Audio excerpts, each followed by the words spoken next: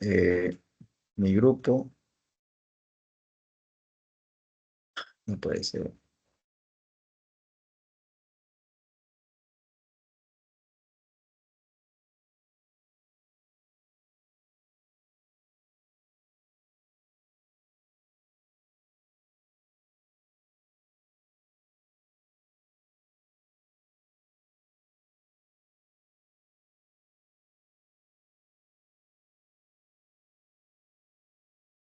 ¿Pasó?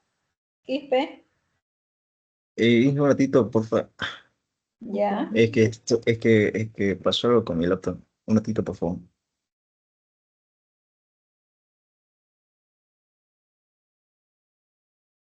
Ingeniera, Dígame. va a disculpar, Inge, soy el estudiante Unsuet. Ya, ahorita pongo su asistencia. Ya, gracias, Inge.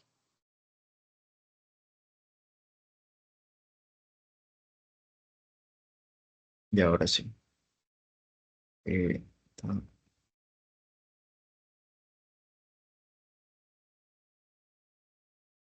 Ujú. Y ahora sí se ve, ingeniero. Sí, sí se ve. Ya, va a disculpar. Buenas tardes, ingeniera, buenas tardes, compañero. Mi grupo está conformado por mi compañero Jonathan Camacho, Jorge Chávez y mi persona. Mi grupo le tocó exponer lo que es el tema de materiales para la conformación del paquete estructural de una carretera. Bueno, mi persona va a empezar con el tema de la exposición.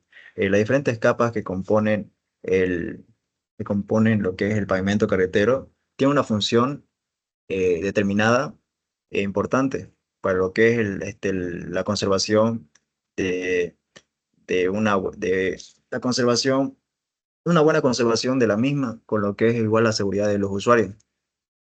Eh, la función de un pavimento es la de proveer una superficie de rodamiento de, en la cual está, no sé, esta cosa, va, disculpen. Ya. La función pavimento es la de proveer una superficie de rodamiento al tránsito de distribuir las cargas aplicadas por el mismo sin que se sobrepasen las tensiones admisibles de las distintas capas de pavimento y de los suelos de fundación. Los pavimentos están formados por capas de resistencia decrecientes con la profundidad. Generalmente se componen de carpetas de rodamiento, por decir, pueden ser asfáltica o de hormigón, capa base, y apoyadas todo esto en conjunto de la subrasante. En algunos casos pueden faltar algunas de estas capas.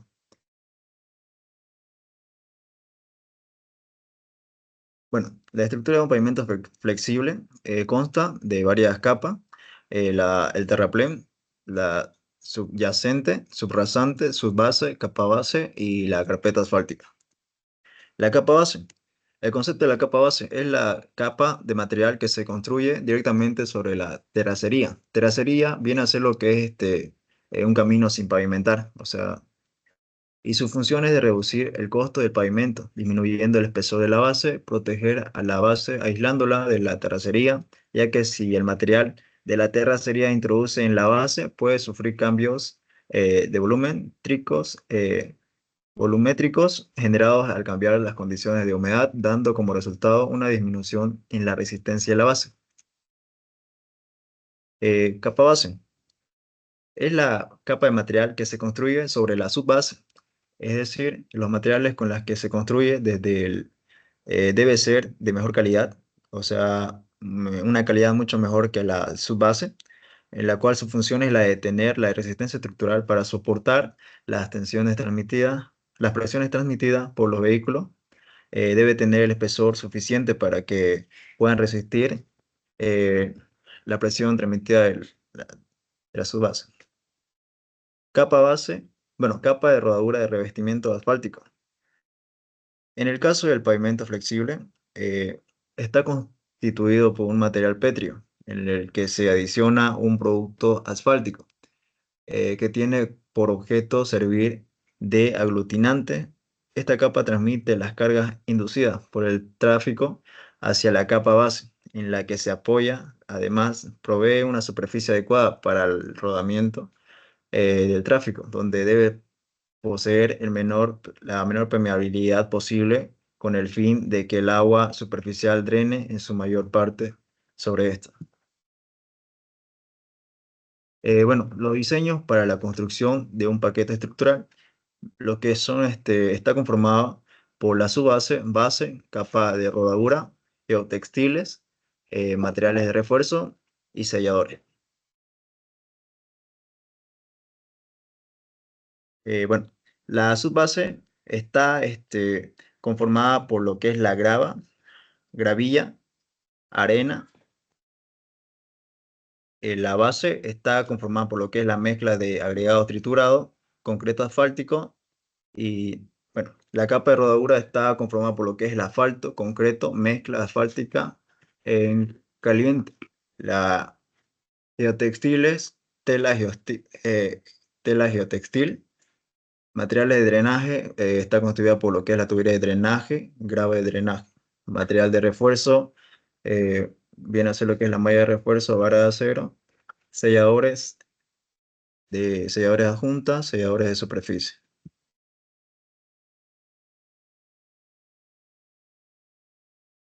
Ahora prosigue mi compañero Chávez.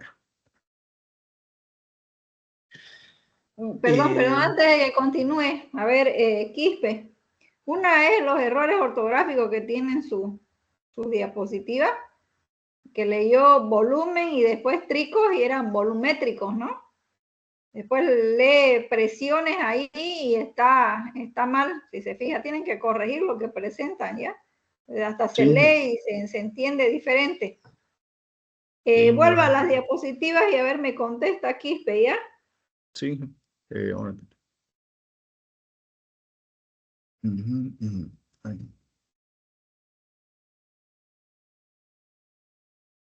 Ponga la diapositiva donde están los materiales que componen el pavimento.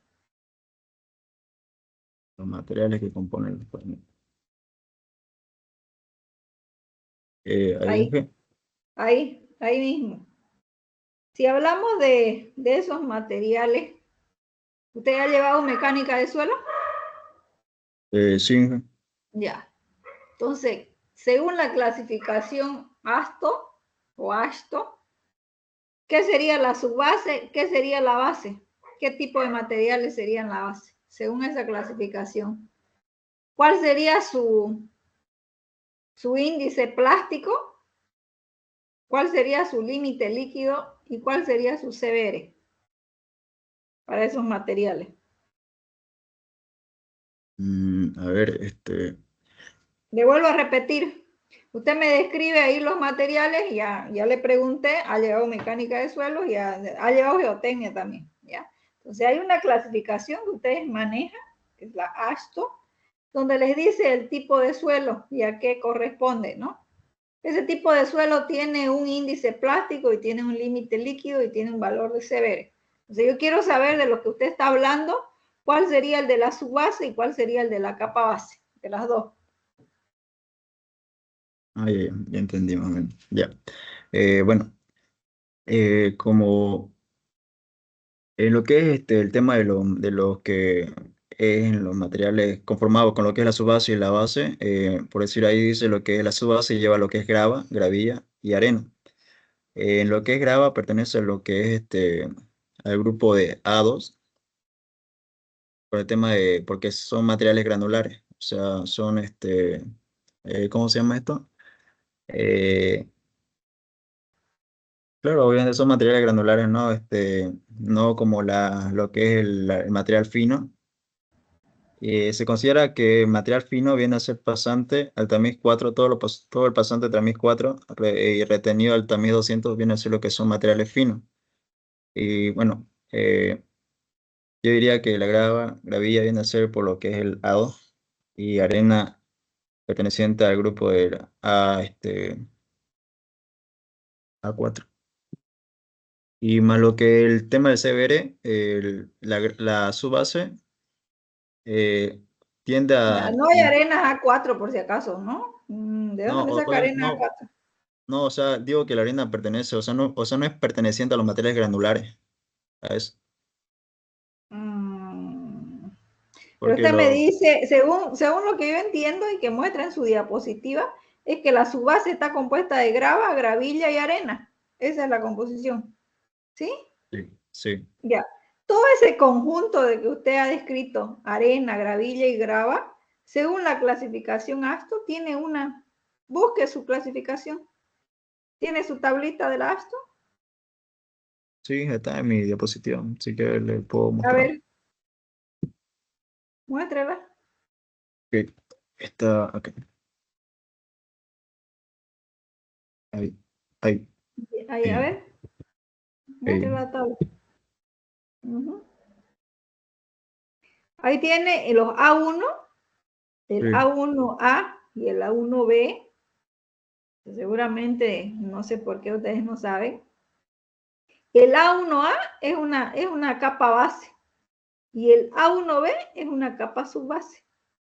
Y esa A1A y esa A1B, ahí fíjese que tiene un índice de plasticidad tanto, tiene un índice de grupo tanto, y por eso también tiene un límite plástico, si usted sí, verifica ahí. Eso es lo que yo le estoy preguntando. ¿Sí? sí, Eso es lo pero que yo, yo tengo que responder. Ya. sí, está Hasta bien, ahí no, está bien. sí, Seguramente que ya lo han visto. Y esas dos, para complementar a lo que yo le había preguntado, ya, deben haber hecho ustedes ensayos de Proctor y de CBR. Yo los veo siempre que están en el laboratorio y que estamos en laboratorio, ¿sí? Y no me dan respuesta de laboratorio, sí. Ahí van a sacar un valor de que la subbase, los que están dentro de la 1B, su CBR tiene que ser mayor que el 40%. Y, y la capa base, ¿cuánto tiene que ser? Mayor a 80%, ¿no? Han sí, hecho de material granular, ¿cuánto les da el CBR? Esos son los valores, ¿ya? ¿Está bien? sí, sí, sí tiene Ya. razón. Continúe entonces ahora ya, Chávez.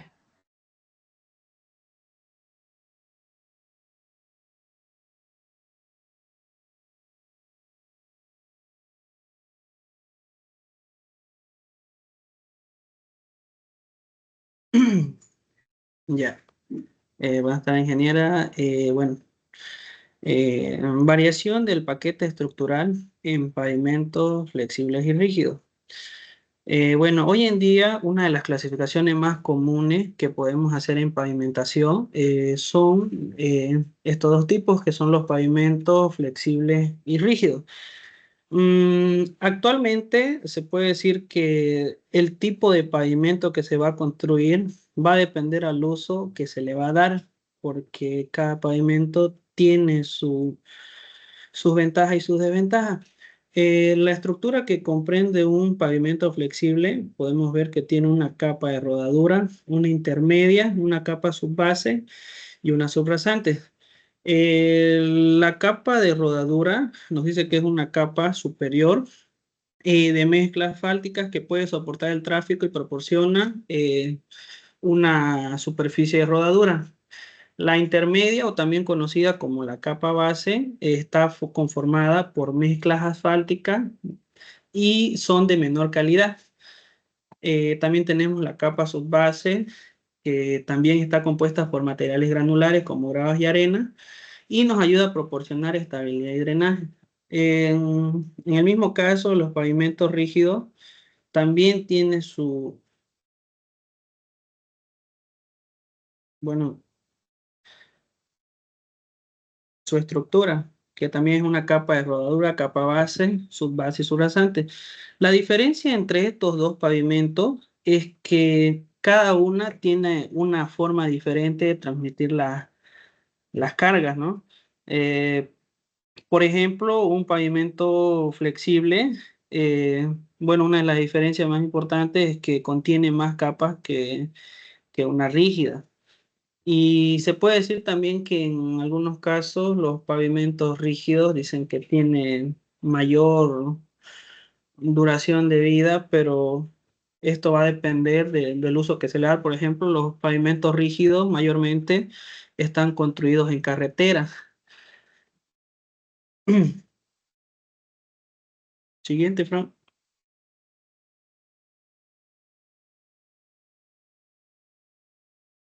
Bueno, lo que le mencionaba, las principales diferencias es que un pavimento flexible, bueno, proporciona flexibilidad y adaptación a las deformaciones del terreno, y los rígidos tiene una capacidad mucho más alta de carga, pero es menos flexible, por lo que requiere que la base en la que se va a construir este pavimento esté bien preparada para evitar deformaciones y fallos.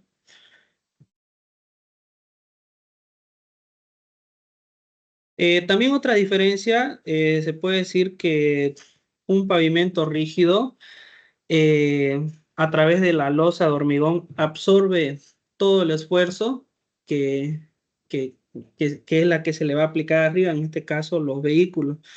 Y el pavimento flexible, en realidad, parte de su estructura, o bueno, parte del esfuerzo se transmite al suelo. Otra diferencia importante igual entre un pavimento rígido y flexible es que para el pavimento rígido tiene un mayor coste de inversión a diferencia del pavimento flexible. Las deformaciones también van a ser mucho más mayores en los flexibles, y en los rígidos va a tener menores deformaciones.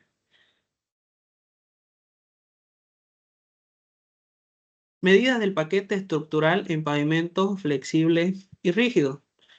Bueno, en este caso, mm, podemos ver que la capa de rodadura nos dice que esto no es, bueno, no es específicamente entre 2 y 4 centímetros. Esto no es una medida estándar, ¿no? Esto puede variar. Pero bueno, nos dice que la capa de rodadura o capa superior va a tener un espesor entre 2 a 4 centímetros. Y este es de material de asfalto. La capa base, que es la base granular, va a tener un espesor entre 10 y 20 centímetros, que también es de material de grava y arena. La capa base va a tener un espesor entre 15 y 30, que también es de un material granular, con características específicas de soporte estructural. Y la subrasante va a depender de la capacidad de carga del suelo y la calidad del terreno. En los pavimentos rígidos, generalmente el espesor va entre los 15 y 30 centímetros, que va a ser nuestro espesor de la losa. La subbase entre los 10 y 20 centímetros, que también es de material granular y proporciona soporte y drenaje. Y la capa base va a tener un espesor entre 10 y 15 centímetros. Y la subrasante va a variar dependiendo del tipo de suelo y, bueno, los requisitos de carga.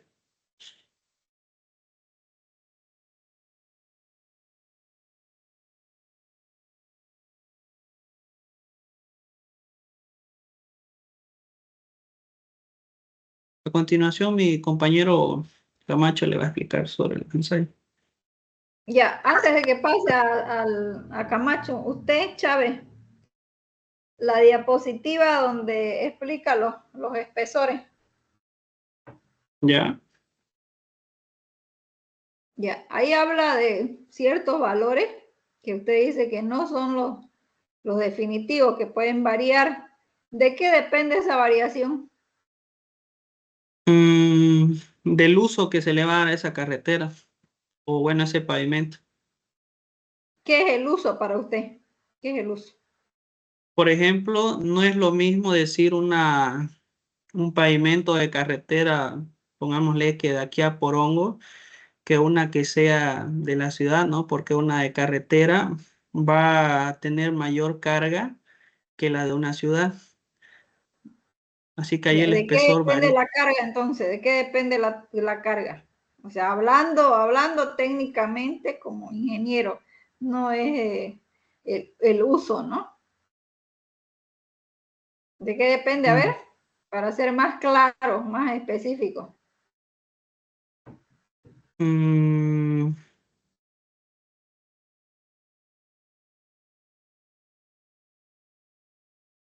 Cuando me no habla sabría.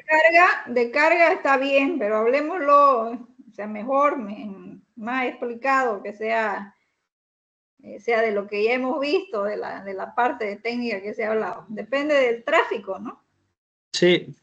Si es tráfico pesado, no sé, ahí hablamos de carga, ¿no? Depende del tráfico. Ahí me menciona de que, por ejemplo, el pavimento flexible se compone de eso. Y menciona 4 puntos. Y el pavimento rígido también se compone de lo mismo.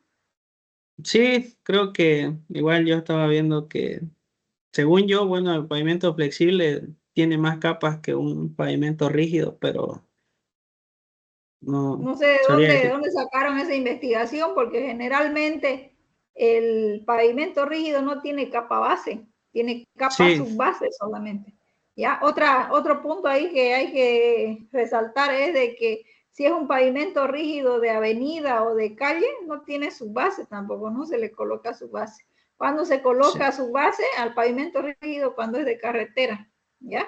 ¿Cuál sería la composición, perdón, de la capa de rodadura? ¿Cuáles son los materiales? El tema de investigación era materiales que componen, ¿no? ¿Cuáles serían los materiales de una capa de rodadura? Ahí dice asfalto, pero no creo que le coloquemos el asfalto. Tenían que investigar qué compone la capa de rodadura en un pavimento flexible. Mm, Inge, disculpe, argumentando su respuesta, bueno, a su pregunta, ¿no? Hacia mi ¿Ya? compañero, la capa de rodadura está compuesta, como le dije anteriormente, de asfalto, concreto, mezcla asfáltica en caliente, digamos, ¿no? Asfalto puede ser mezcla de agregados y asfaltos que se aplican en caliente o en frío para formar una superficie de rodadura. Lo que es concreto utilizado en carretera de alta resistencia o en climas extremos, que se usa lo que es el concreto, ¿no?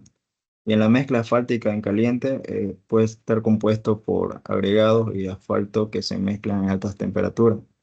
Eh, Sí, a ver. ¿Ve tú?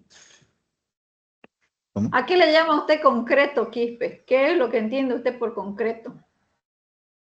Bueno, la mezcla de lo que es eh, de materiales de árido grueso, fino, y creo que igual le echan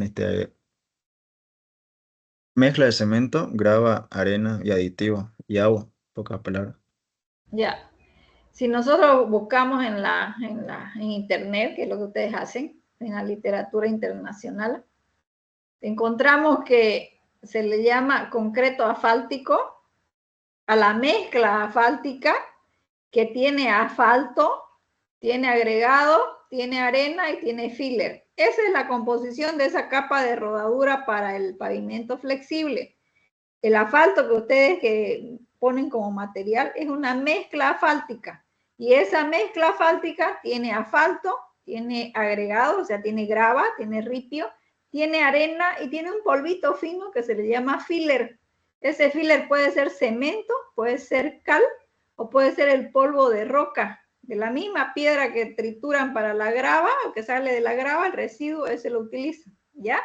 A eso también se le llama concreto asfáltico. Ahora, el concreto hidráulico, que es para pavimento rígido, es lo mismo que el hormigón. Se le llama también concreto, pero nosotros aquí lo conocemos como hormigón y material o mezcla asfáltica, ¿ya? El hormigón es concreto hidráulico, ¿ya? ¿Se entiende? Sí, se entiende, Entonces, la perfecto. exposición era basada en la investigación de los materiales que componen lo que es los pavimentos. ¿Ya? En Continúe carretera. el siguiente, Camacho. Sí, Elena. Ensayos para la determinación de un buen paquete estructural en una carretera. La siguiente. Ensayo para materiales base y subbase. Los ensayos que se llegan a hacer para una carretera serían la granulometría. Para materiales de base y subbase sería la granulometría, límite de plasticidad y límite líquido, densidad y contenido de humedad, índice de calidad que sería el CBR y las resistencias de compresión. En la granulometría el objetivo es la determinación de la distribución de tamaño de partículas. El método sería de tamizar y analizar una curva granulométrica. El límite de plasticidad y límite líquido el objetivo sería evaluar la propiedad de plasticidad del material. El método sería la prueba de Casagrande y los ensayos de anillo por límite de liquidez. La densidad y contenido de humedad. El objetivo sería medir la densidad y el contenido de humedad del material. El método sería la compactación de Proctor. Seco y modificado sería también, ¿no? El CBR, el objetivo sería determinar la capacidad de soporte del material y el método sería el ensayo de CBR en condiciones húmedas y compactación específica. La resistencia de compresión es medir la resistencia del material y el método sería el ensayo de compresión uniaxial en cilíndrica o cúbica, como le hice. Siguiente. Ensayo para sualto. La viscosidad. El objetivo es la determinación del asfalto en diferentes temperaturas. El método sería el viscómetro del anillo y bola viscométrica cilíndrica. Viscosímetro. Eso es, disculpa. El punto de reblandamiento. El objetivo sería medir la temperatura del cual cambia el estado sólido a líquido. El método sería el ensayo del anillo. La penetración. El objetivo sería la durabilidad del asfalto y el método sería la prueba de penetración. El índice de fluidez sería evaluar la fluidez del asfalto o las temperaturas determinadas y el método sería de fluidez en el asfalto. Prueba de Matchat. El objetivo sería evaluar la estabilidad del flujo y la densidad y el método sería de la mezcla asfáltica compactada. Siguiente. Ensayos para el concreto. La resistencia de compresión sería el objetivo de medir la resistencia al concreto de compresión. El método sería cilíndrico o cúbico de concreto. La resistencia a flexión sería el objetivo de la resistencia del concreto. El método sería de vigas de concreto. El contenido de aire. El objetivo sería medir el contenido del concreto, medir el método sería el ensayo de aire, concreto o método de campana del aire. Absorción del agua. El objetivo sería evaluar la porosidad del concreto y el método sería la medición de concreto antes y después de la saturación. Durabilidad sería el objetivo de la resistencia del concreto en condiciones agresivas. El método sería el ensayo de durabilidad de la prueba cilíndrica de decongelación o deshielio. Siguiente. Esa sería la tabla de clasificaciones de tipo de suelo que tenemos.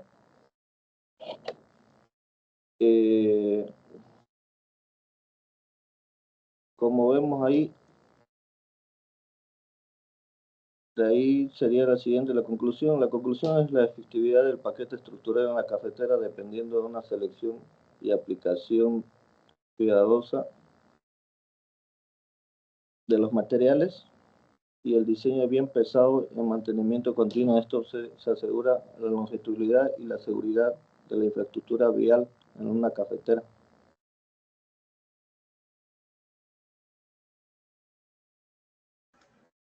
Ya, Camacho. Váyase a la primera diapositiva donde muestra los ensayos que se le hacen a la subbase, donde empezó usted y dice ensayos a la subbase.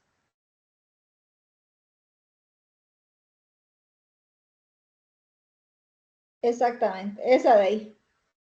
De los ensayos que menciona, ¿cuál ha hecho usted?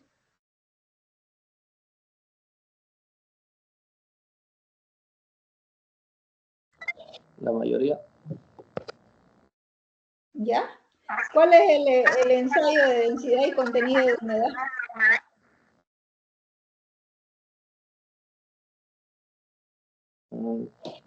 Haciendo Proctor. Proctor, ¿qué Proctor es el que hacen? T180. Ya. ¿Cómo se hace el profesor? Mediante por 3 capas, cada capa de 25 voltios. ¿Qué más? De ahí sacamos una curva, ¿Mm? dependiendo de los tipos de puntos que llegamos a tener. Ya. En el ensayo se habla de resistencia a la compresión. ¿Usted hace resistencia a compresión de la base y de la subbase?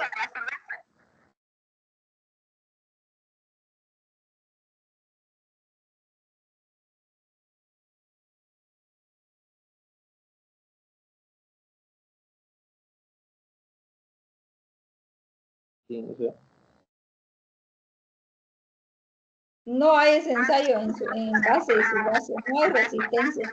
A ver si desactivan su micrófono, por favor.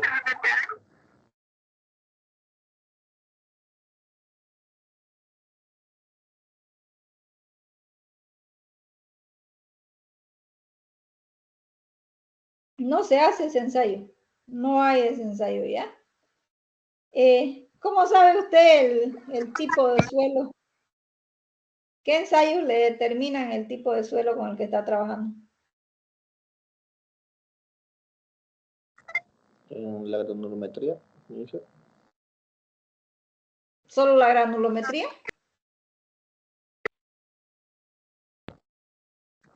También el límite plástico y el límite de plasticidad. Granulometría y límite, y usted sabe la clasificación, ¿no?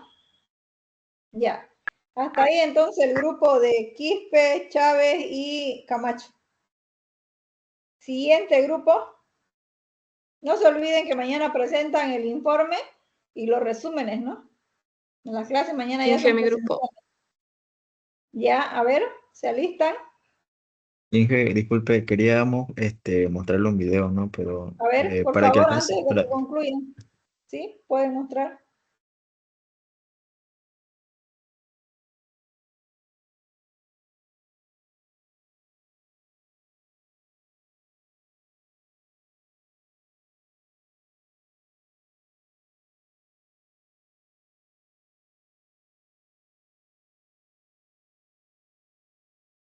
Inge, ¿me puede confirmar si es que se escucha, por favor, el audio?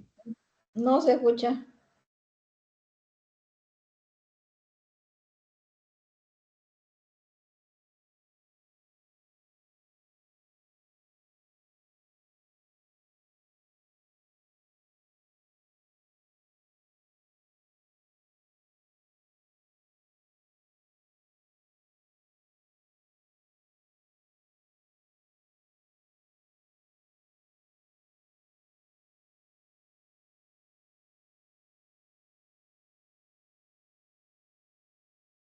No se escucha, Inge, disculpa. No se escucha. A ver, un momentito.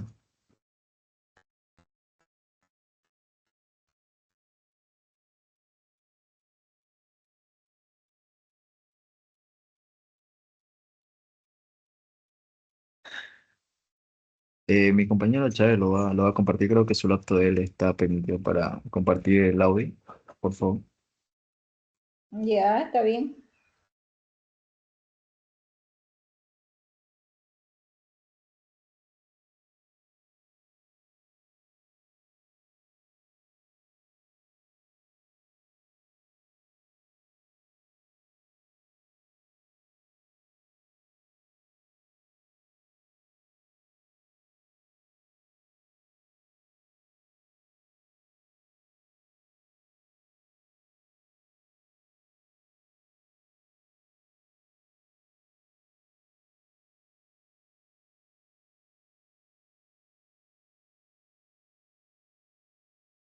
¿Se escucha, Inge?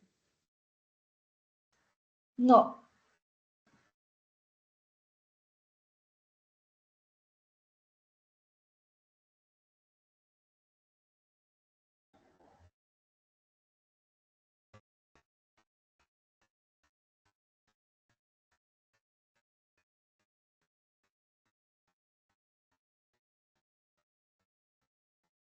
Chávez no se escucha. Tendrías que compartir el video de tu teléfono para que... A ver, ahorita yo lo hago.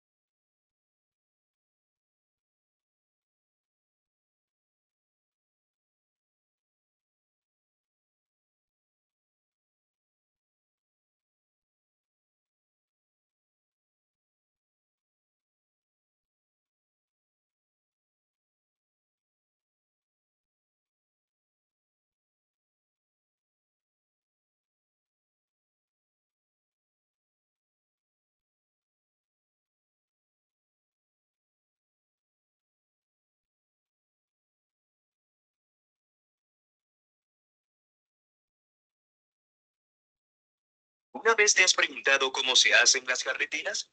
Pues en este video te llevaremos detrás de cámaras y te mostraremos el proceso detallado de cómo se fabrica esta infraestructura.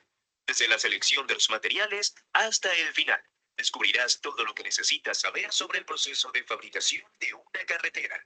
Prepárate para aprender cómo se crea una de las estructuras más populares del mundo. Comencemos. Paso 1. Planificación y diseño. Número 1. Estudio de viabilidad. Se realizan estudios de tráfico para determinar la cantidad de vehículos que transitarán por la carretera y su impacto en la economía y el entorno.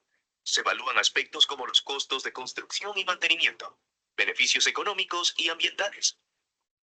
Número 2. Diseño preliminar.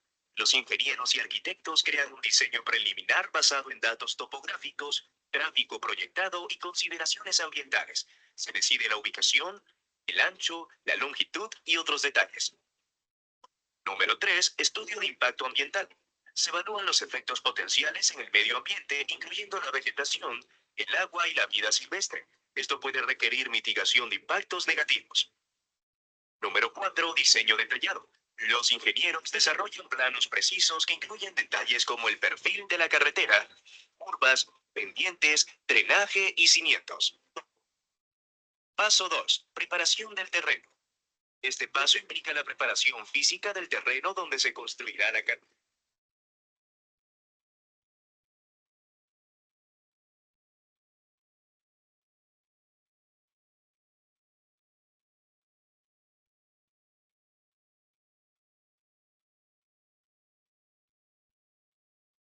Serie de actividades que permiten cuidar, limpiar y acondicionar el terreno antes de la colocación de las capas de la carretera. Número 1. Despeje del terreno. Se realiza la remoción de vegetación, incluyendo árboles, arbustos y maleza, así como la eliminación de cualquier estructura existente que pueda estar en el área de la carretera. Esto crea un espacio claro para el trabajo de construcción y garantiza que la carretera no se vea obstaculizada por obstáculos naturales o artificiales. Número 2. Estudio topográfico. Se lleva a cabo un estudio para determinar la topografía y las características del terreno en el área de construcción. Esto ayuda a los ingenieros a planificar los niveles y pendientes adecuados para la carretera, así como identificar posibles problemas de drenaje. Número 3. Excavación. En algunas áreas puede ser necesario excavar o remover capas de suelo para lograr una base uniforme y estable. Esto puede implicar la eliminación del suelo fangoso, rocas grandes u otros materiales no deseados. Número 4. Relleno. En algunos casos se puede necesitar agregar material al terreno para elevar ciertas áreas y nivelar la superficie de construcción.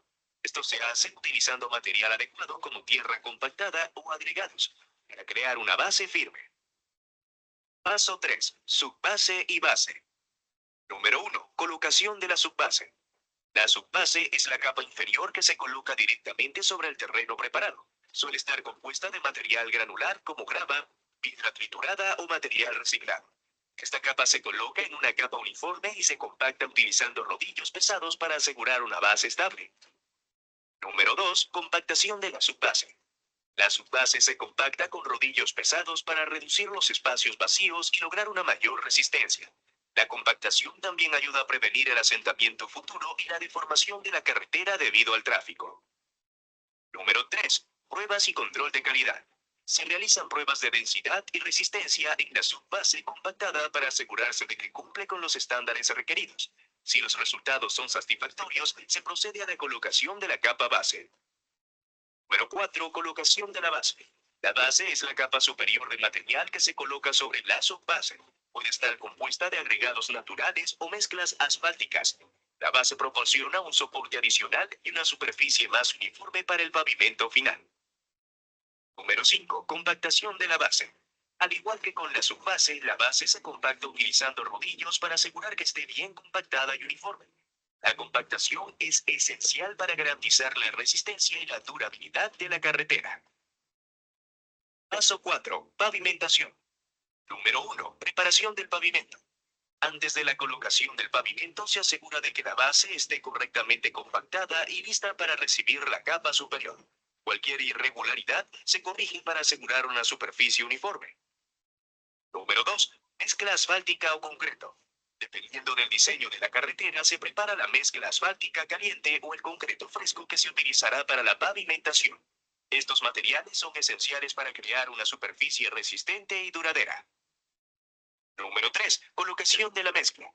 La mezcla asfáltica caliente o el concreto fresco se vierten y extienden sobre la base preparada. Se utiliza maquinaria específica como pavimentadoras de asfalto o máquinas de extendido de concretos para garantizar un espesor uniforme.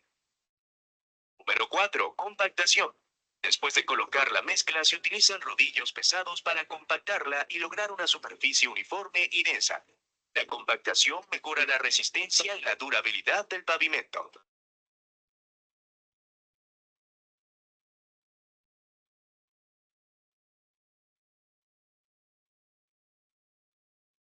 Bueno, Inge, este video un poco como que dura, pero es un poco la demostración, ¿no? De cómo se hace el proceso constructivo de una carretera.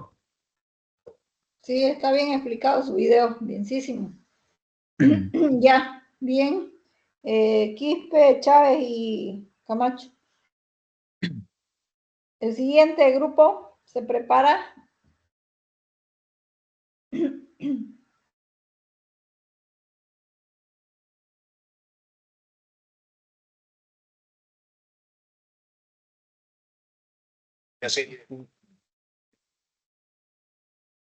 Ya.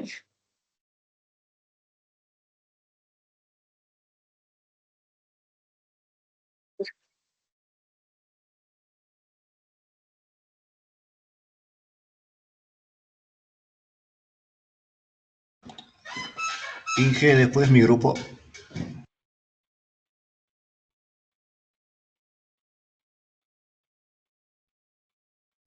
Ya.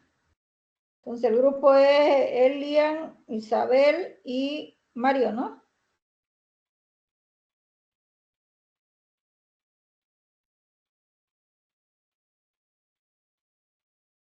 Sí, Inge. Cuando quieran pueden empezar. Bueno, Inge, mi grupo está conformado por Blanco Medina, Elian Ervin, Zarete Díaz, Marco Ariel y mi persona Valencia Cheva y Isabel Ángela. Nosotros vamos a hablar sobre las bermas.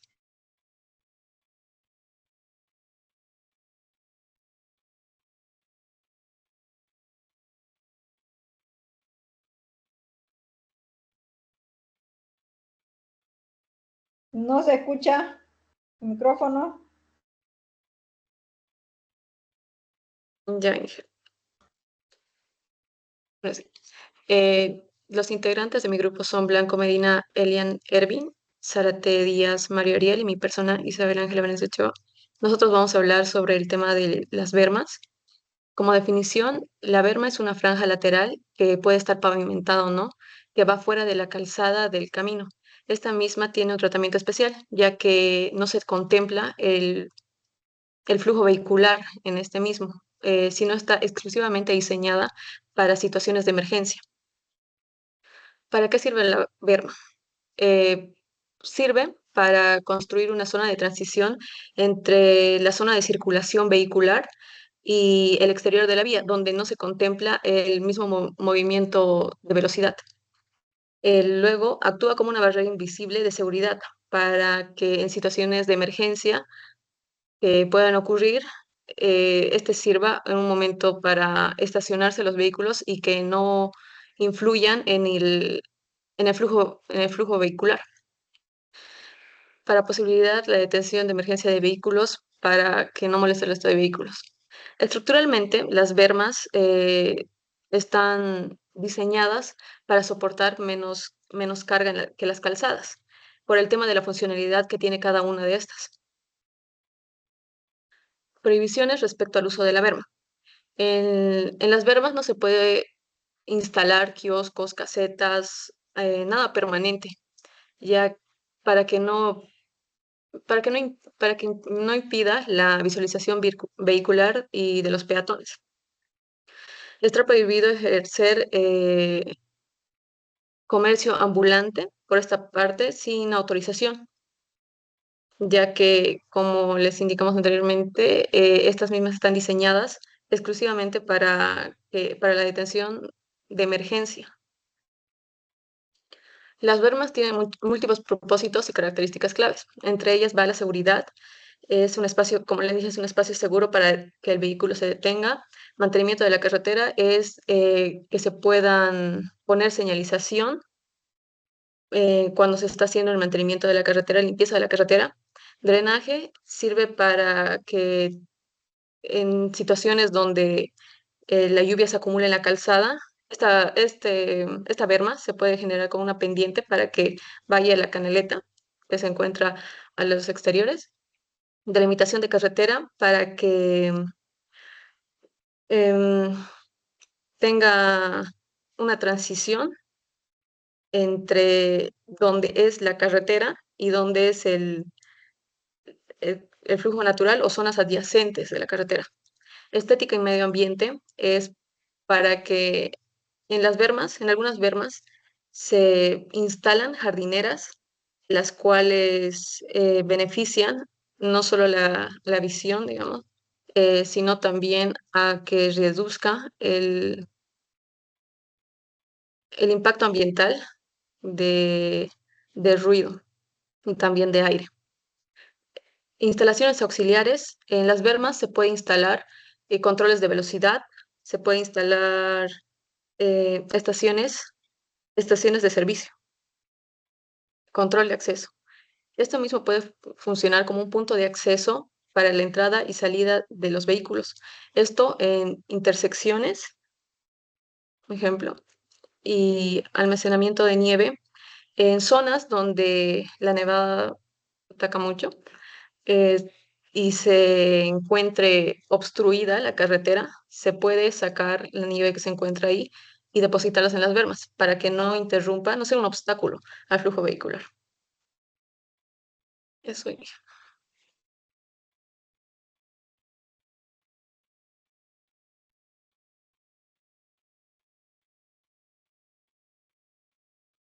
Continuando con mi compañera, voy a hablarles sobre los tipos de bermas. Tenemos bermas de concreto, bermas de asfalto y bermas granulares. Le hablaré sobre las bermas de concreto y de asfalto. Bueno, las bermas de concreto o de hormigón son estructuras de construcción que se utilizan principalmente para proporcionar estabilidad y soporte en diversas aplicaciones de la ingeniería civil. Nos sirve para soporte taludes. Bueno, en terrenos inclinados o escarpados, difíciles, las bermas de concreto ayudan para evitar los deslizamientos en estas, para poder proporcionar un refuerzo adicional. En el tema de la erosión, en áreas propensas a la erosión, las bermas de concreto pueden prevenir la pérdida de suelo y proteger nuestra calzada, nuestra infraestructura. En los carriles, en carreteras y caminos, las bermas de concreto se utilizan para poder separar los carriles de tráfico y así mejorar la seguridad vial. Ya en el tema de drenaje también se emplean en sistema de drenaje para poder canalizar el flujo de agua, las aguas pluviales y así evitar una acumulación en áreas no deseadas. En nuestra calzada serían estas. Siguiente diapositiva, por favor.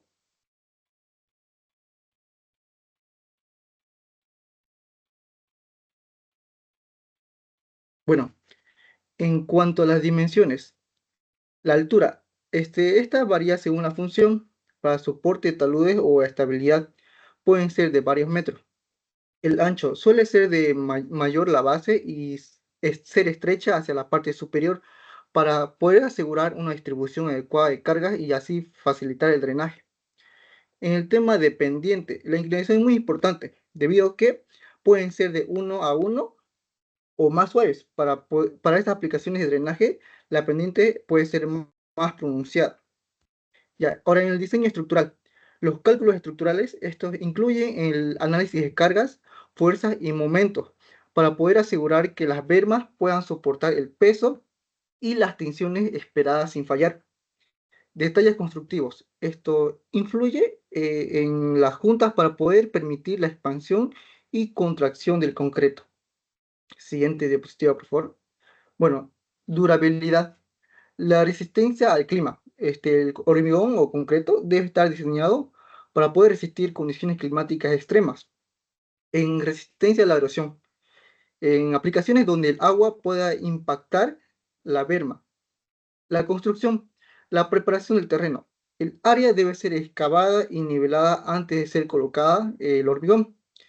El vertido y curado se debe vertir en moldes o encofrados que se deja curar adecuadamente para poder alcanzar la resistencia especificada. En el tema de mantenimiento, esto es muy importante, ya que se debe revisar periódicamente en busca de grietas o daños o signos de deterioro. Las reparaciones pueden implicar la aplicación de parche o el reemplazo de alguna de estas zonas dañadas. Siguiente diapositiva, por favor. Bueno, ahora hablaré sobre la berma de asfalto. Bueno, las bermas de asfalto son áreas pavimentadas al borde de una carretera o camino que sirven para varios propósitos, que nos sirven para seguridad, drenaje, refuerzo y protección. En tema de seguridad, están diseñadas para proporcionar una área de escape o de descanso o de emergencia y así reducir el riesgo de accidentes y así ofrecer un espacio adicional para vehículos que se salgan de la carretera. En bermas de drenaje, esto nos ayuda a canalizar el agua pluvial y así evitar el estancamiento, dirigiendo estas aguas hacia la cuneta o un sistema de drenaje adecuado para su infiltración. Ya, en bermas de refuerzos, son usadas para reforzar los bordes de la carretera y así evitar el desgaste o el desmoronamiento del pavimento en los márgenes, en sus costados. Las bermas de protección proporcionan una barrera adicional para poder proteger las áreas sensibles cercanas como vías férreas, zonas residenciales o áreas de vegetación. Siguiente diapositiva. Bueno, en el tema de características, hablando de la pendiente, usualmente tienen una pendiente entre 2% hasta 5% para poder facilitar el drenaje del agua y así evitar acumulaciones. En el ancho varía según el propósito, pero típicamente oscila entre 0,5 a 2 metros. El ancho puede aumentar en zonas de alta carga donde se requiere mayor seguridad. Su composición consiste en una capa de asfalto sobre una base preparada que puede incluir grava, arena o una capa estabilizadora para un soporte adicional. En el tema de resistencia, bueno, deben tener suficiente resistencia para poder soportar el tráfico de vehículos y las condiciones climáticas. Esta mezcla asfáltica suele ser, bueno, de una buena calidad para poder garantizar la durabilidad. En una transición suave, la unión entre la berma y la carretera deben ser de una manera suave para poder evitar los baches o puntos de debilidad que pueden dañar a los vehículos o la estructura de nuestra carretera. El mantenimiento. Se requieren inspecciones periódicas o mantenimiento para poder reparar grietas, deslizamiento o daños causados por el tráfico, ya que sabemos el asfalto dura menos que nuestro bermas de hormigón o de concreto. Gracias.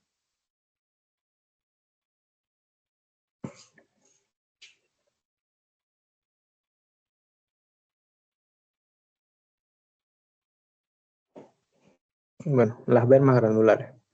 Las bermas granulares son un tipo de estructura utilizada principalmente en la gestión de drenaje y control de erosión en carreteras y otras infraestructuras.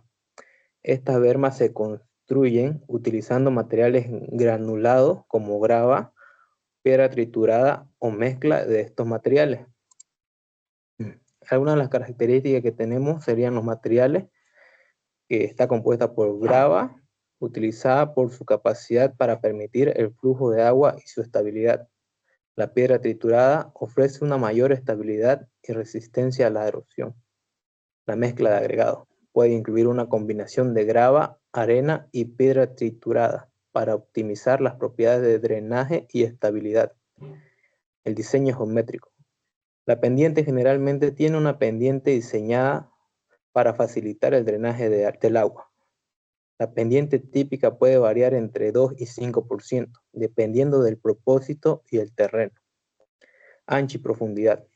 Varía según el volumen de agua que debe manejar y el espacio disponible. El ancho y la profundidad se diseñan para captar y redirigir adecuadamente el flujo de agua. Funcionalidad. Drenaje. Están diseñadas para permitir el paso y la absorción del agua, reduciendo la acumulación en la superficie, en superficies impermeables y evitando inundaciones. Control de erosión. Ayudan a controlar la erosión al estabilizar el suelo y permitir la infiltración del agua, reduciendo el impacto del flujo superficial.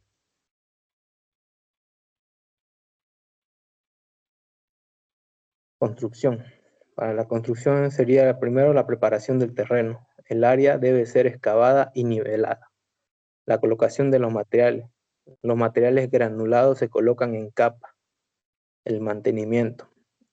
Se debe realizar una inspección periódicamente para detectar acumulaciones de sedimentos, daños o problemas de drenaje. La limpieza de los sedimentos acumulados debe ser necesaria para mantener la eficiencia del drenaje.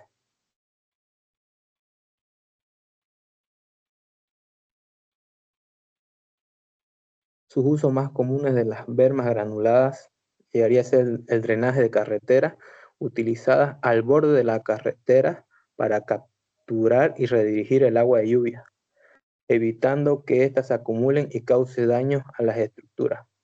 Área de control de erosión, implementadas en áreas propensas a la erosión para estabilizar el suelo y reducir la pérdida de material.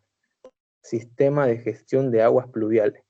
Forman parte del sistema de gestión de aguas pluviales como zanjas de infiltración o sistemas de retención de agua para manejar el escurrimiento y promover la infiltración. Paisajismo y rehabilitación. Usadas en proyectos de paisajismo y rehabilitación de terrenos para mejorar la estética y funcionalidad del área.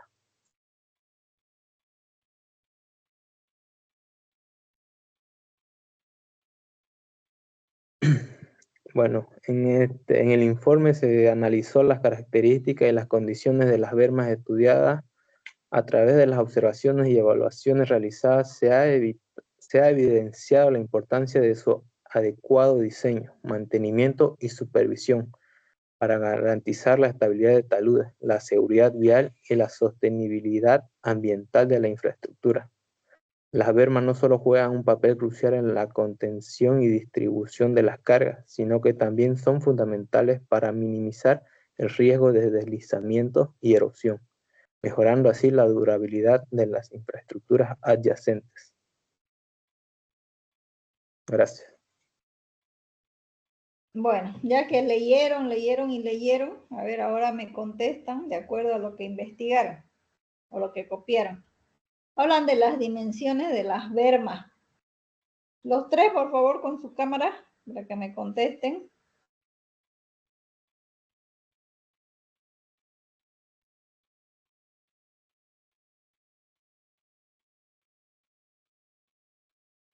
Isabel. Ya. Mencionaron la dimensión de la berma, ¿no? El ancho. ¿De qué depende ese ancho? ¿Cómo se selecciona el ancho que va a tener una berma? ¿En base a qué está el ancho?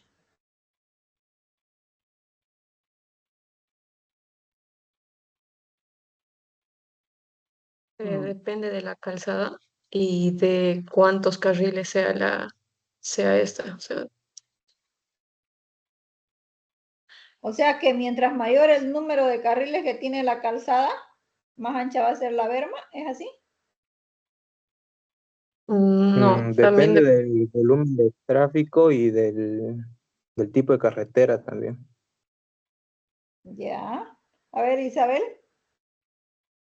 sí, ¿cómo era? Depende, usted que es, decía que, a ver, que es dependiendo, o sea, yo lo que me refería del número de calzadas es de, del flujo vehicular que se encuentre en esa zona. Y como dijo mi compañero, depende del tipo de carretera que sea, si es claro, nacional o departamental. ya. Carreteras que son del orden nacional, entonces la berma tiene que ser mayor, ¿no? Porque se supone que el flujo, la cantidad de vehículos es mayor y la cantidad de carga también que llevan va a ser mayor. ¿Cuál es la composición de la berma? ¿Cómo está compuesta? Uno es el paquete estructural del pavimento de abajo. ¿Cómo sería el de la berma?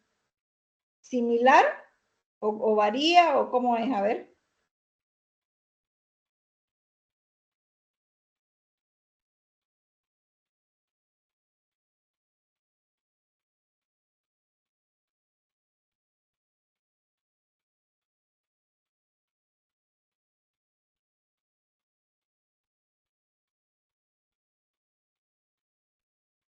Sí es similar, Inge, solo que al no comprenderse la misma carga que va a soportar la calzada, em,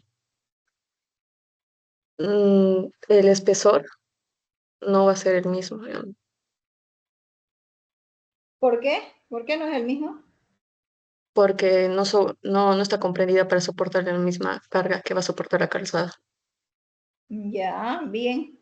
Si hablamos de carreteras, o sea, de la asignatura, y hemos visto de que la calzada tiene una inclinación transversal hacia ambos lados que se llama bombeo, que es para evacuar las aguas que caen sobre la calzada, van hacia los lados. ¿Cómo sería en el caso de las bermas el bombeo? ¿Es el mismo que la calzada o puede ser mayor o puede ser diferente? Es mayor, Inge, ya que entre su funcionalidad también a veces se comprende el drenaje, entonces tiene que tener una pendiente mayor. Puede ser mayor o puede variar, o mejor dicho, puede ser el mismo de la calzada, continúa con la misma inclinación. Para Mario, la pregunta, referido también al bombeo. ¿Desde dónde nosotros iniciamos dándole la inclinación el bombeo en la berma? ¿Se entiende lo que le pregunto, no? Sí, Inge. La berma tiene una composición, ¿no? Desde su cota cero hasta el final, donde ya se puede uno circular. ¿De dónde se plasmaría el bombeo? ¿Desde abajo o solamente arriba? De la parte inferior a superior. Igual que la carretera, lo mismo, ¿no? Vamos construyendo y ya el terreno de fundación ya tiene que tener cierta inclinación. Sí, ¿Ya? para que vaya la cuneta. Ya. Ahí en la diapositiva que están mostrando, hablan de berma de refuerzo. ¿Cuál es la berma de refuerzo? ¿O cómo lo toman ustedes? Sirve para, dice, berma de refuerzo.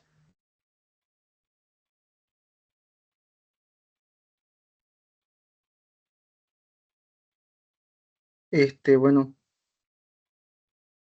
sería que estaría un poco más sobre la berma, así para que cuando pase los vehículos, no dañe.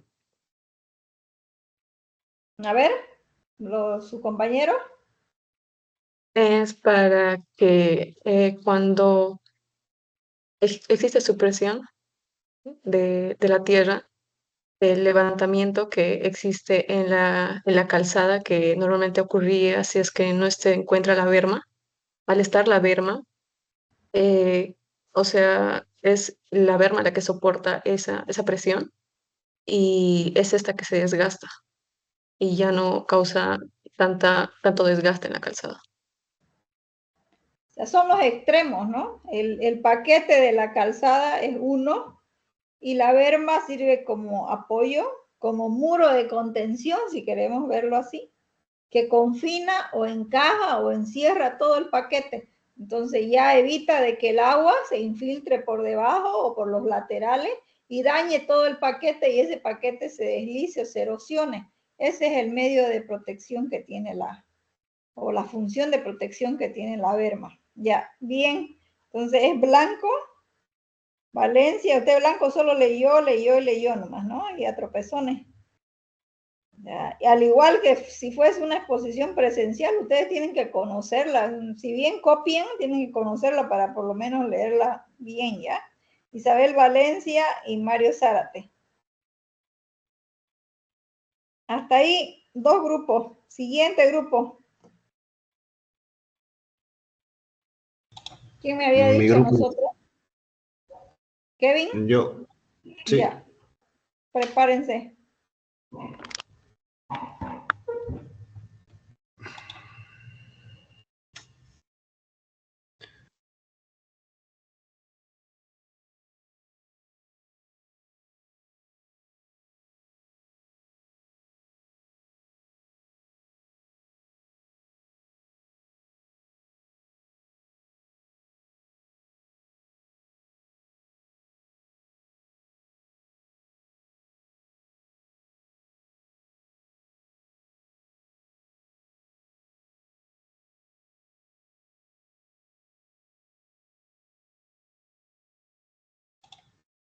Inge, ¿puede ver mi presentación? Sí, se está viendo. Cuando quieran empieza. Y la veo a Carol. A Sinaí, falta usted.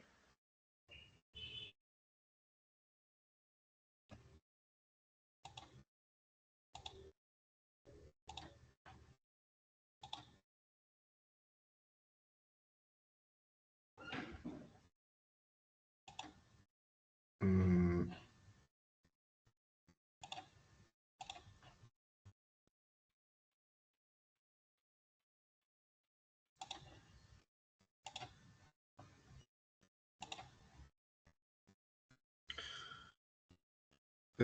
ya, Inge. Buenas tardes, ingeniera. Buenas tardes, compañeros.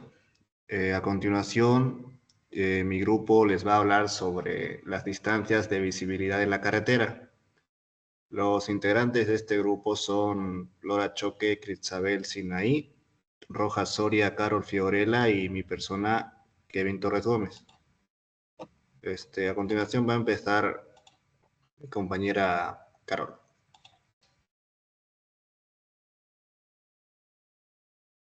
Buenas tardes, ingeniera.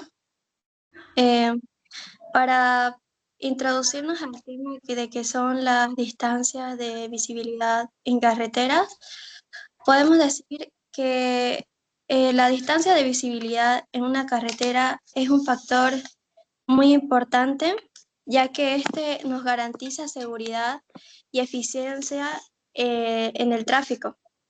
La distancia, la distancia se refiere que es una longitud en la carretera que un conductor observa claramente en un punto dado, permitiendo que le haga hacer una reacción adecuada ante cualquier obstáculo o situación inesperada. Podemos decir que la distancia de visibilidad se refiere a la distancia, la siguiente diapositiva.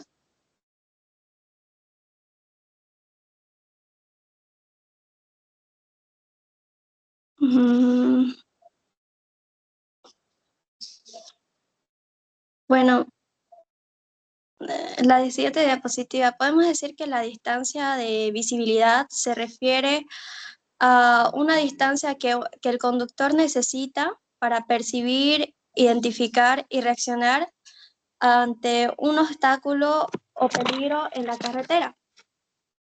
Aquí podemos tener algunos casos de la distancia que podemos decir la distancia de parada, de la distancia de visibilidad de parada, que este es para detener el vehículo de forma segura ante un obstáculo inesperado. Y la distancia de visibilidad de detención, que también es para detener el vehículo de forma segura después de identificar un peligro.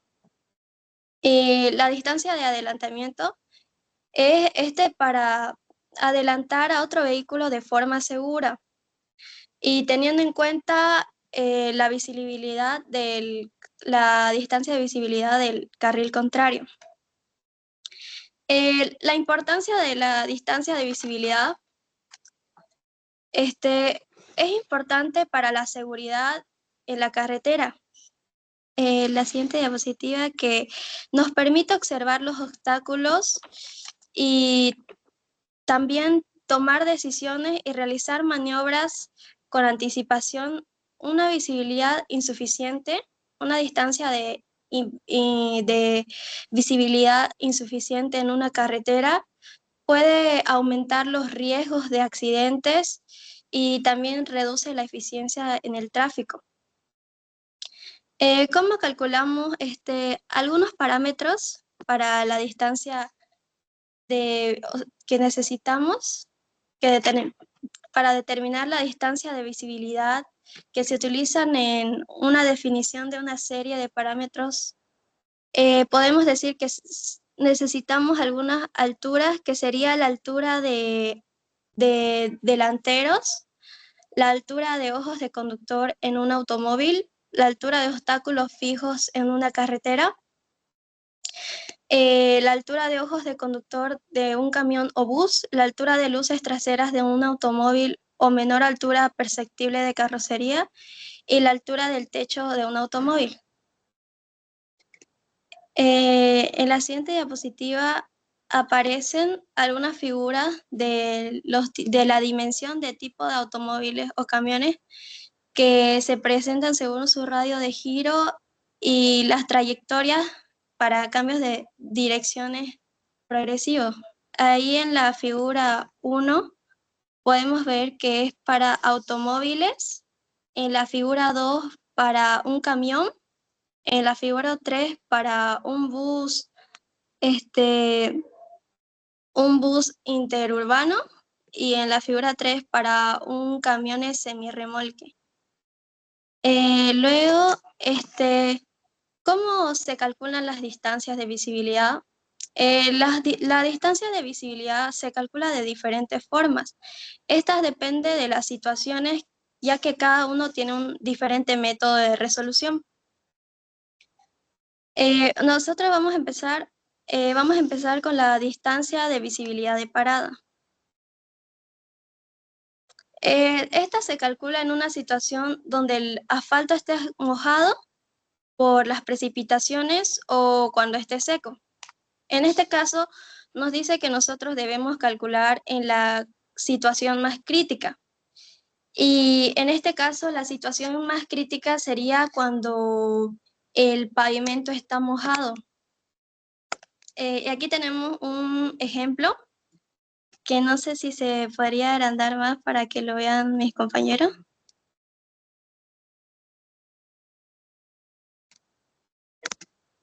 Bueno, el ejemplo es para la distancia de visibilidad de parada. Nos dice, determine la distancia de visibilidad de parada en un tramo de carretera que tiene una velocidad de diseño de 80 kilómetros por hora en una pendiente ascendente del 4%.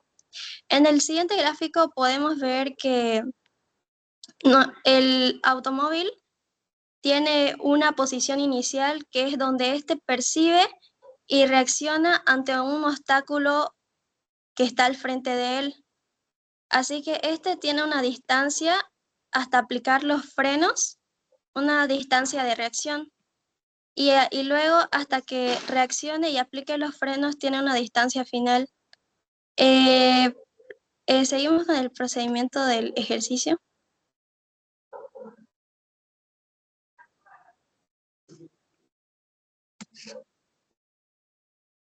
La siguiente diapositiva.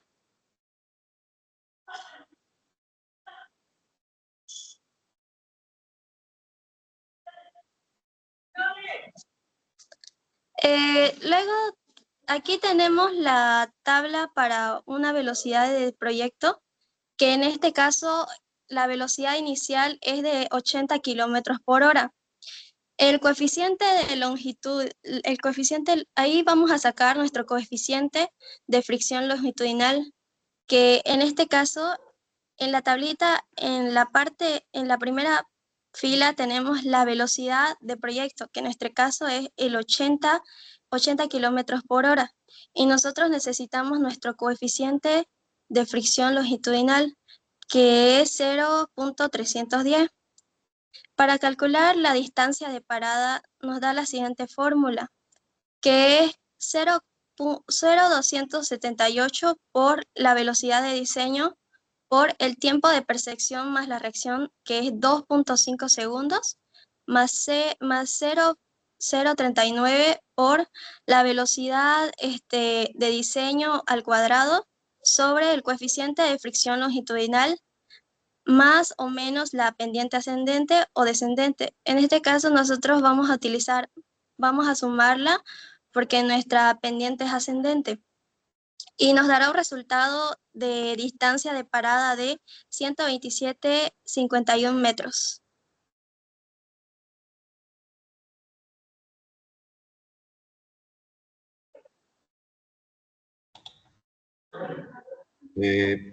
Bueno, yo voy a continuar con la exposición. Como mi compañera les mencionó, existen 3 situaciones en las que se debe considerar la distancia de visibilidad.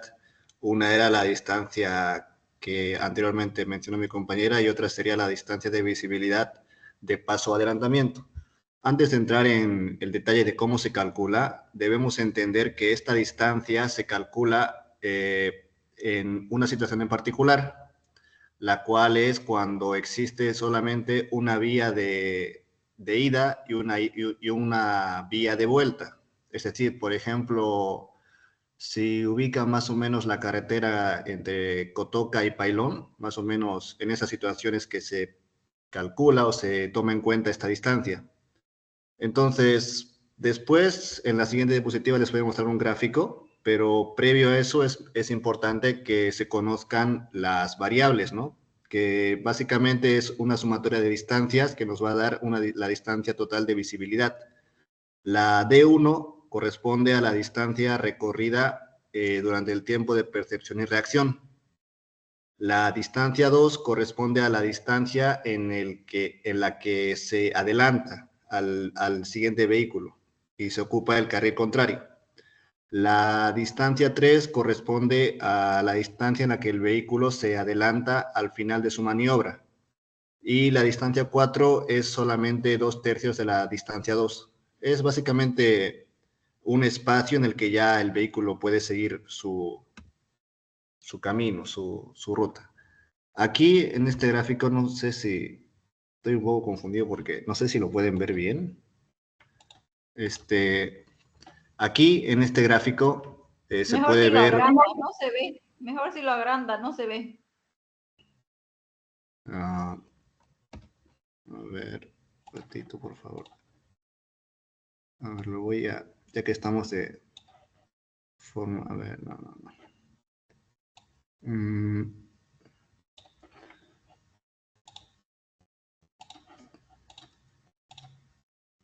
Sí.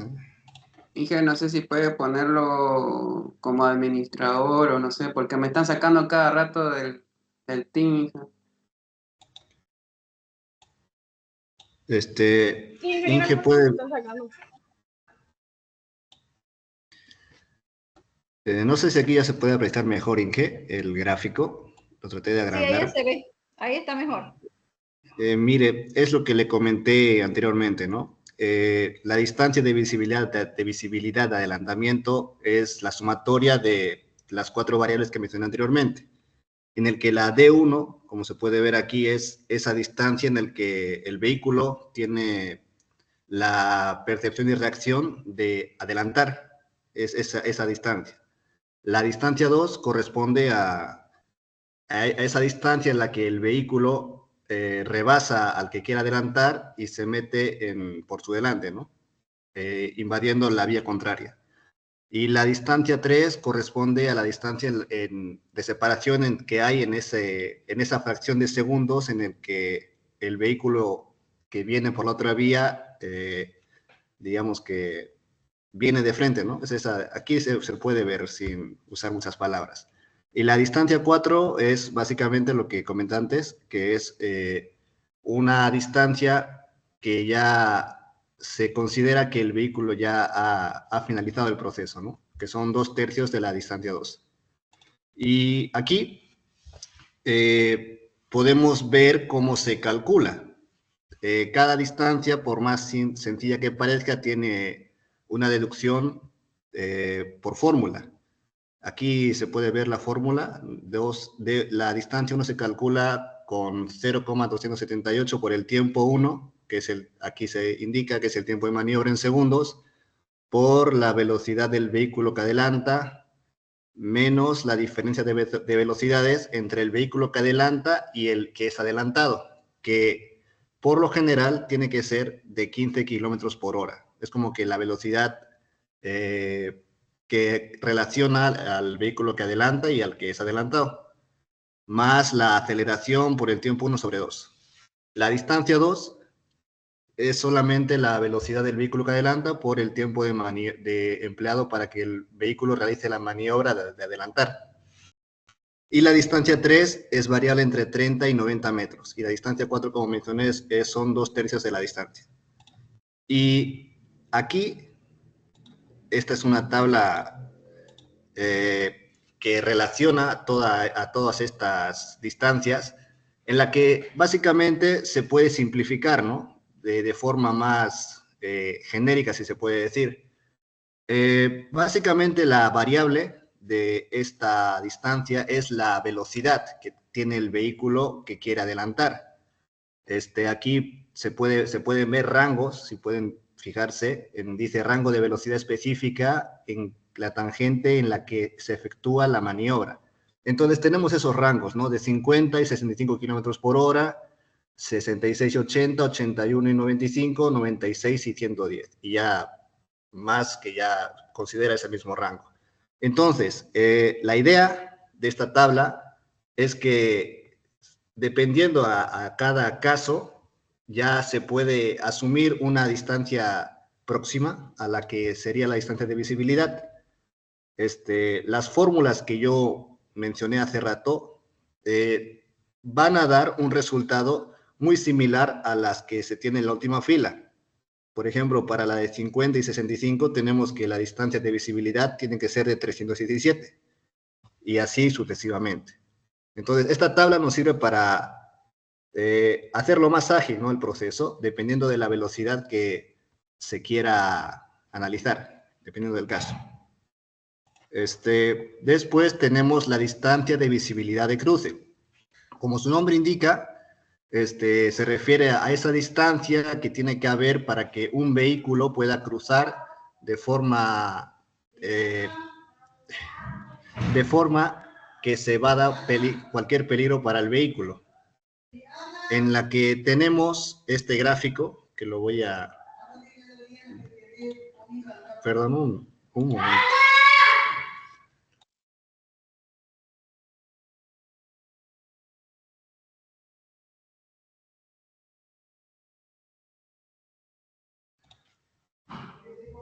Perdón, justo llegó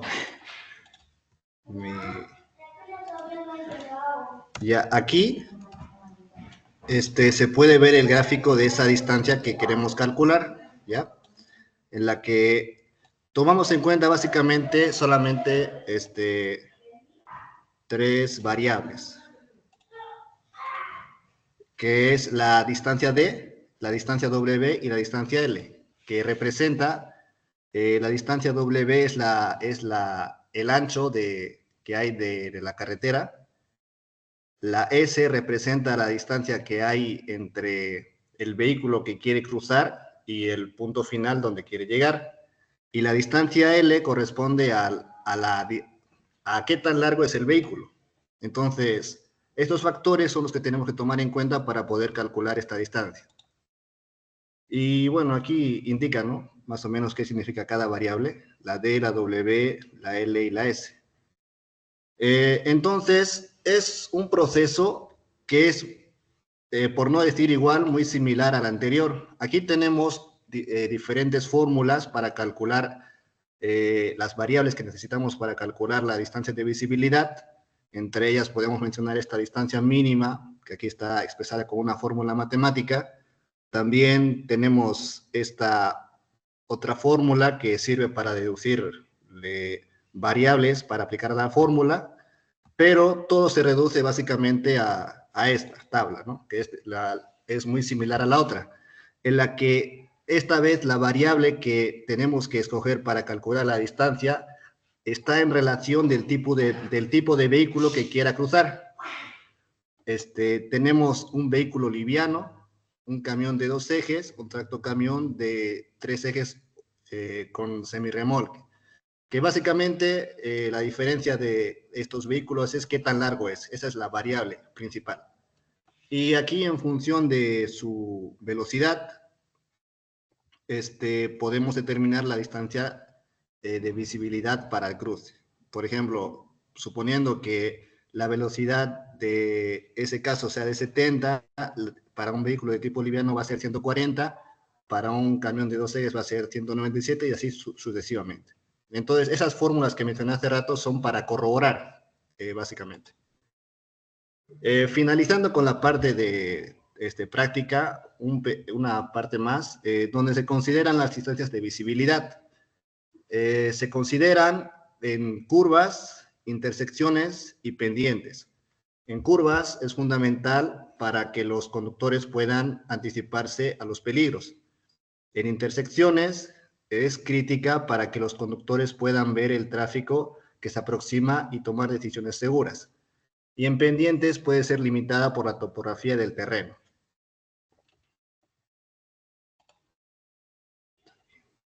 Y para acabar con mi parte, los factores que afectan a la distancia de visibilidad son el diseño geométrico de carretera, obstáculos, condiciones ambientales, iluminación y características del vehículo, en lo que cada factor afecta al cálculo de la distancia de visibilidad.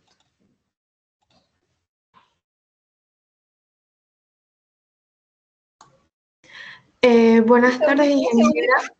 Un segundito, antes de que pase usted, Lora. Hábleme, da ejemplos ahí de obstáculos. Torre.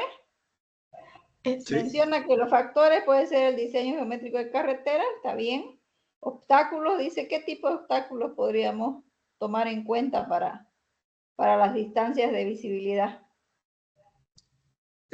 Por ejemplo, en la distancia de visibilidad de adelantamiento, es dependiendo de los vehículos que en este caso estén en la vía contraria, porque va a depender mucho de la precaución que se debe de tomar si se da el caso de que la vía contraria está vacía o si está en constante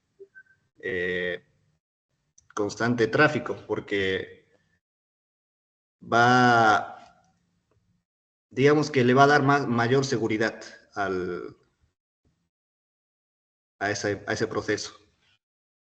Y en caso de la distancia que se necesita para cruzar, es la misma situación, dependiendo de la cantidad de tráfico que haya por esa zona en cierta hora, va a variar.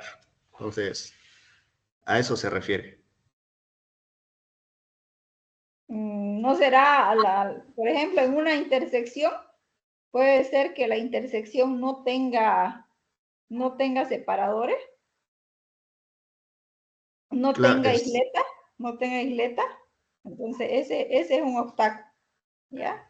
O puede ser de que esa misma intersección tenga postes de alumbrado público que estén muy cerca, y esos pueden ser obstáculos que interrumpan la visibilidad, que sean un motivo para que uno considere una distancia de visibilidad mayor, ¿ya? Puede continuar, Lora. Ya, buenas tardes, ingeniera. Yo le voy a hablar un poco más sobre los factores que afectan la distancia de visibilidad en lo que está subdividido cada parte. Uno, como aquí se indica, que es el diseño geométrico por carretera. Este está subdividido por curvas o por pendientes. En las curvas puede ser, se tiene que tener más proporción la distancia de visibilidad, ya que afecta uno a la visión del conductor y otro por el radio de la curva. Y en pendientes se refiere a las pendientes ya que son ascendentes o descendentes. Esto limitan a poder tener la visibilidad y se tiene que hacer un reajuste del diseño. Y mediante los obstáculos pueden ser por la vegetación o por las estructuras. Que por vegetación puede ser por un arbusto o un árbol que se coloque a la vista y eso implica que el conductor bloquee y no pueda distinguir. Y en las estructuras puede estar construido una barrera o unos postes que eso no permitan la visibilidad correspondiente. Y en condiciones ambientales es por el clima, ya que puede ser por la nieve, la lluvia o la neblina o cualquier otra condición meteorológica que reduce la visibilidad. En iluminación, está clasificada por natural y artificial. Por natural es por el día, el cambio de día, ya que es de día y de noche, y eso varía a la visibilidad y hay un cambio muy abrupto. Y artificial es por la colocación de dispositivos o por el tipo de iluminación, que esto mayormente influye en la visibilidad nocturna. En las características del vehículo es por su altura y por su tamaño, ya que si a la hora de un vehículo adelante de él hay un camión o un auto mucho más grande, eso bloquea al conductor que pueda ver las líneas y su vista sea, o sea, a la hora de realizar el giro o un cruce sea muy complicado. Siguiente diapositiva, por favor. La distancia de visibilidad al alineamiento horizontal. Estos se requiere a lo que se mide en la dirección de la carretera, ya que se consideran las curvaturas de la vía. La visibilidad mayormente influye por los radios o por los radios que se requieren en las curvas. Hay en dos tipos, que son cuando las curvas de radio son pequeñas y esto requieren de una mayor distancia de visibilidad para que a la hora que el conductor quiera realizar su giro sea con anticipación y pueda ajustar su velocidad. Y las curvas de radio grande, que estas no requieren de una distancia de visibilidad muy mayor, sino menor, ya que tiene mucho espacio y permite que a la hora de maniobrar sea mucho más fácil. La otra es la distancia de visibilidad en alineamiento vertical. Esta mayormente es de distancia que se mide en dirección vertical a la vía.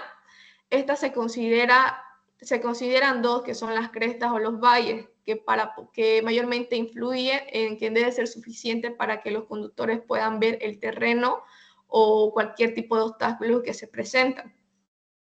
Uno son por las crestas, que es ahí donde se requiere mayor distancia de visibilidad para que el conductor pueda ver más allá de la cresta y puede evitar algún inconveniente o colisiones frontales. Y de los valles, que mayormente no se requiere mucha distancia de visibilidad, ya que el conductor puede ver en todo su recorrido y que se tiende adelante de él. La siguiente diapositiva, por favor.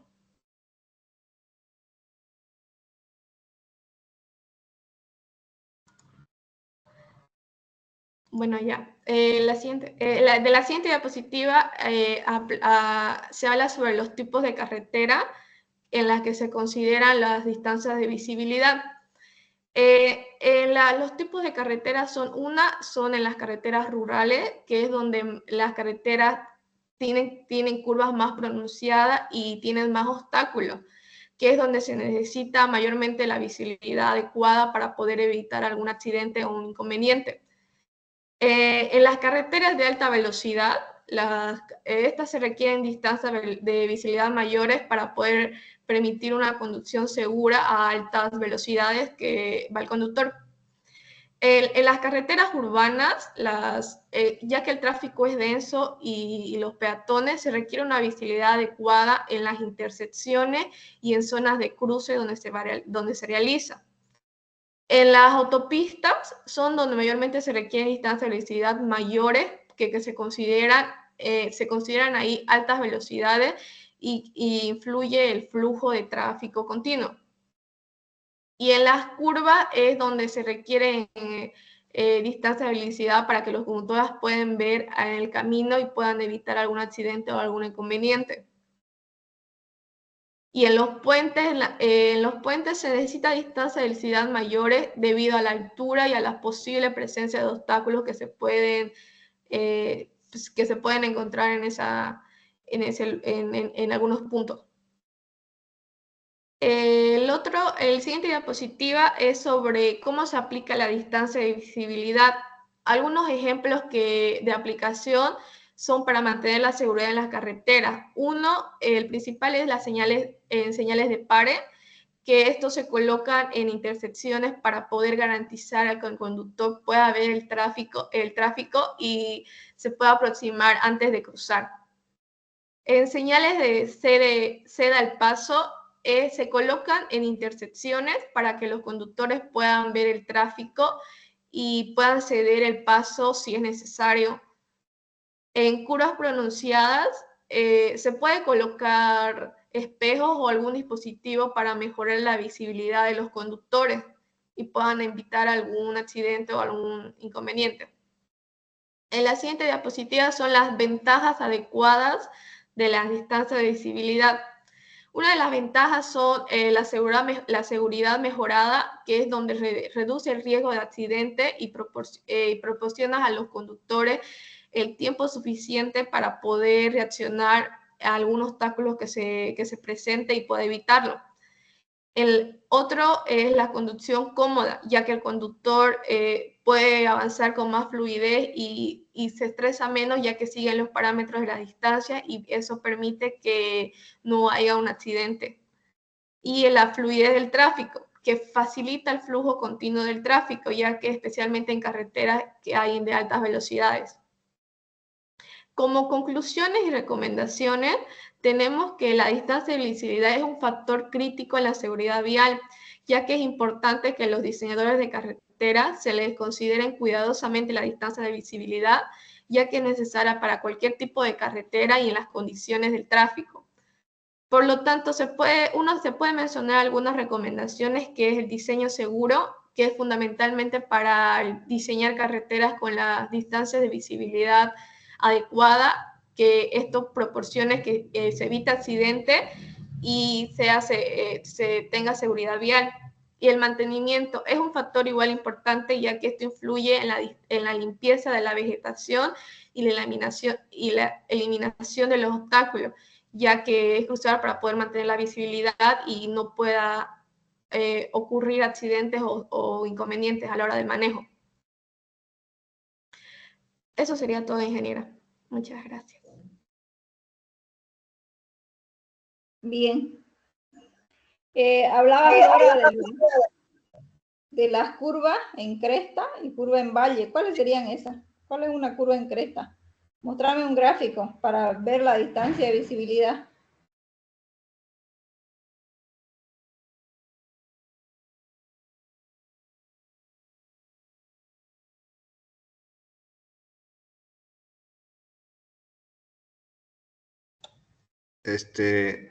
Inge, ¿se refiere a las gráficas que mostré o no entendí bien?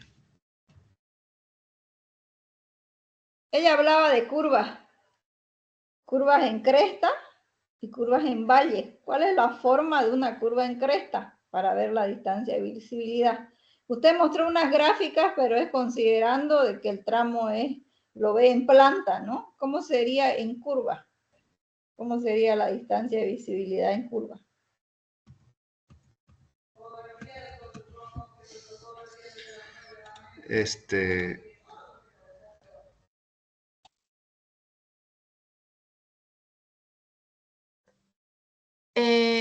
Ingeniera, en la parte de los valles es donde a la hora de realizar el camino se puede ver todo el trayecto en la parte del campo, por así decirlo.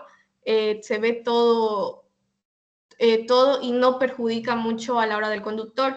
Y en cambio en las crestas puede ver en algún obstáculo o se puede ver que hay un camino que se está interfiriendo, y ya que eso el conductor tendría que verlo desde mucho más antes que llegue al punto de realizar el giro de la curva. En realidad lo que quiero ver es el gráfico, ¿no? Me mostraron los primeros que enseñaban o indicaban la distancia de sobrepaso, la distancia de visibilidad en planta, pero en curva, si es cresta, la cavidad es para hacia arriba, ¿no? ¿Cómo sería el gráfico de la distancia de visibilidad? Eso es lo que quiero ver.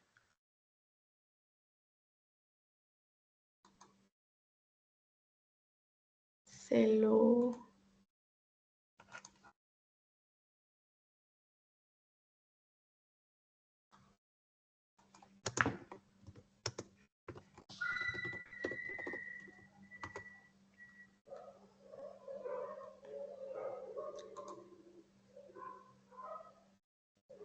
Ahí.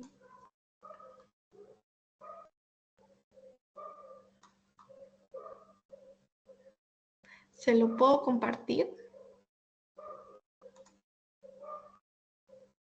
Claro, a ver. Ya.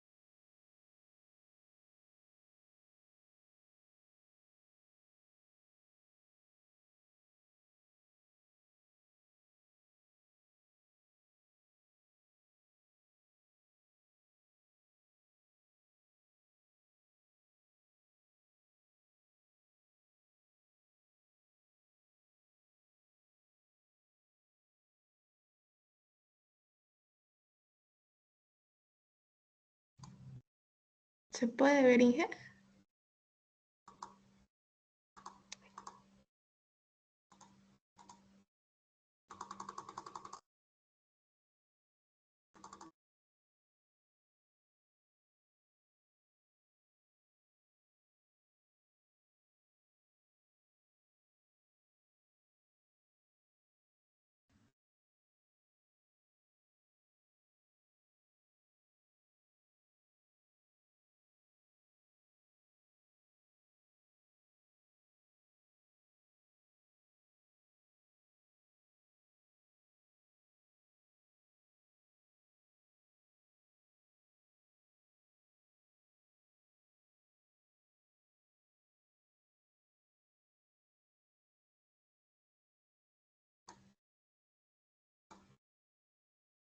¿Ya se puede ver, ingeniera?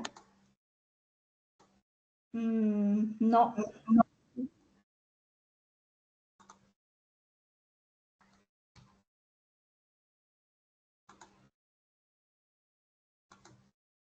Ahí está. Esta sería una vista. Esta sería una vista mediante las crestas que se pueden ver en las lineamientos horizontal vertical. Aquí se pueden ver las líneas en las que el conductor va, y cuando es la pendiente de subida, se colocan en los extremos algunos, por así decirlo, postes o algunas barras que permiten que a la hora de realizar el giro se vea con anticipación. No sé si se ve bien. Sí, la parte de arriba sería en cresta, ¿no? La parte de subida es una curva cóncava o en valle, ¿ya? De todas formas, lo vamos a ver cuando estemos avanzando curvas verticales, ¿ya? Hasta ahí está bien. Es Carol Rojas, Sinaí Lora y Kevin Torres, ¿no? Bien, terminamos ahí con ellos. ¿Cuántos grupos faltan? Hoy día solamente 3 han expuesto. ¿Cuántos faltarían? Falta mi grupo, Infe. ¿Son Mi 4 grupo, vale. grupos? ¿2 grupos más faltan? Sí, Sí, Ya, entonces el día de mañana continuamos ya en clases presenciales con esos 2 grupos, ya, pero ya son las 7, van a ser las 7.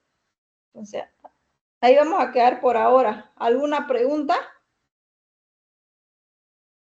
No, El día de ingeniero. mañana tienen que entregar los informes de los grupos que han expuesto, más los resúmenes de todos los que estuvieron atendiendo la exposición. ¿Está bien?